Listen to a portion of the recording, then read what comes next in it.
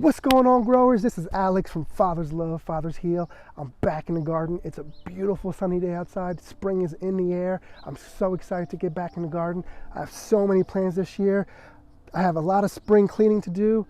I was at Home Depot because I'm building a trellis system for my tomatoes, and I happened to see this Honeycrisp apple. And Honeycrisp is my family's favorite apple. We eat them all the time, but they're so expensive in the stores, and I can never seem to find it when I want to plant one. And this was the last one, so I had to pick it up. I'm going to be planting that over here, and I'm taking this tree out. This was supposedly a cherry tree, but I bought it from an online store that I never did business with before, and they ripped me off on a bunch of trees. And this one definitely is no cherry tree. Possibly maybe a birch. I really have no idea. So I'm going to be taking this one out because it's taking a valuable food space, and I'm going to be putting the apple tree right over here. I have two cherries, the Bing and the Rainier coming, and then I have a plum and an apricot coming, and I'm going to put all those two out here. So those will be coming probably within the next few weeks, and I can't wait to get those. I got to get those in the ground as soon as possible because, as you know, fruit trees take many years before they start producing. But it just feels good to get back out in the garden. I'm going to be planting all my lettuces and some kohlrabi today, and I have my plastic to cover them so I can raise that temperature up at night so no frost gets to them. We're still getting frost. They moved our frost date up from May 15th to May 2nd this year, so that's really great news for me. It means I get to start some of my plants 2 weeks early. Let's go over and let me show you what I'm doing with my trellis system. Now, this was my old trellis system, and it works great. The only issue is I grew beans in here a couple years ago, and I didn't clean enough of them out, and beans are kind of taking over, and I keep picking them out and they keep growing, and they grow so fast, and I kind of just let them grow because I like to store beans. The beans were shading out the tomatoes completely, and I didn't get a good tomato crop last year. So I'm gonna let this section be for different climbing plants. I'm gonna do some beans, I'm gonna do some cucumbers and different climbing things. And plus I have all the fencing all around my garden to grow all of my different vining crops. Now let me show you what I'm doing for my tomatoes now. So I have this aluminum piping. This is 10-foot aluminum piping. I think I paid $7. And I have 4 90-degree elbows, and the elbows cost pretty much as much as the piping. The elbows, I think, was like $6, which is a little bit ridiculous. And all I'm going to do is I'm going to drive one piece in the ground here, one piece in the ground there, and then with a 90-degree, go over. And then I'm going to have 2 pieces like that. And then from the top, I'm going to hang string down, tie the string off, and that's what I'm going to grow my tomato plants up.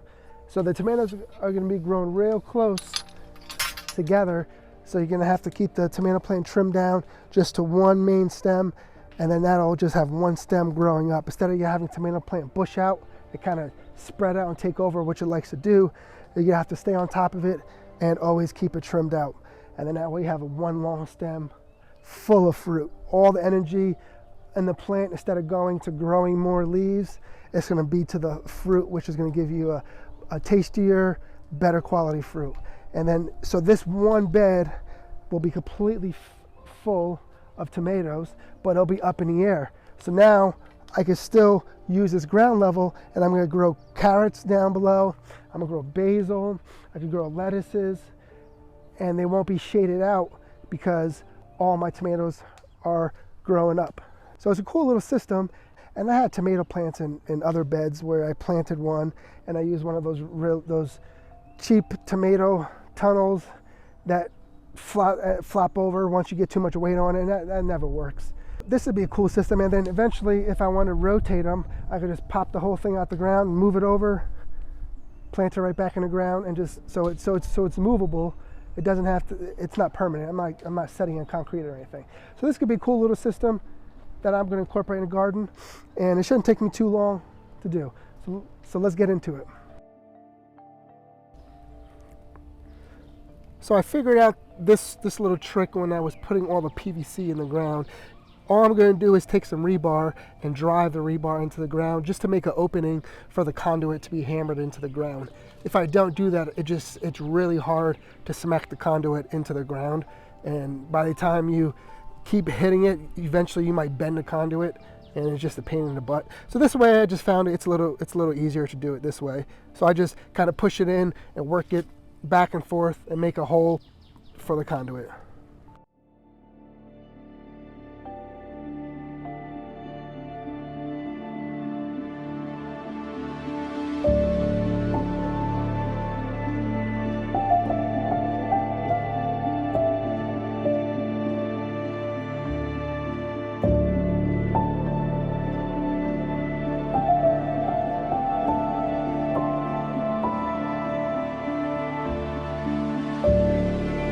Now that I have them up, I just realized I should have tied all the string up before I put them up. So now I got to get back on the ladder and tie the string while it's up in the air.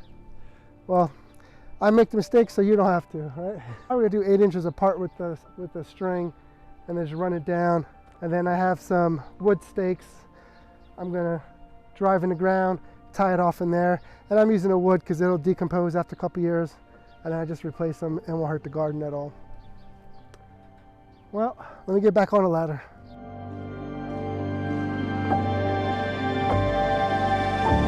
All right, I got all the strings up, even though I did it the most backwards way as possible, but I got it done. Little workout for me. So now that I have everything laid out, I'm gonna drive the stakes in the bed, tie the ropes off so they don't fly away, and then that's it for this project. So I needed something to hold the string down, and I had a bunch of wood from the shop laying around, probably about a foot long strips of wood, and so I just drove those at the base of each string.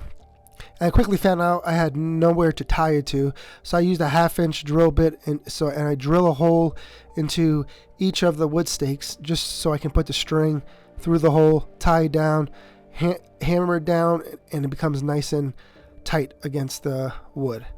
And that way, so anytime it's windy, it doesn't blow the string away, or I have to worry about it damaging the tomato plants because they're flopping around all over the place.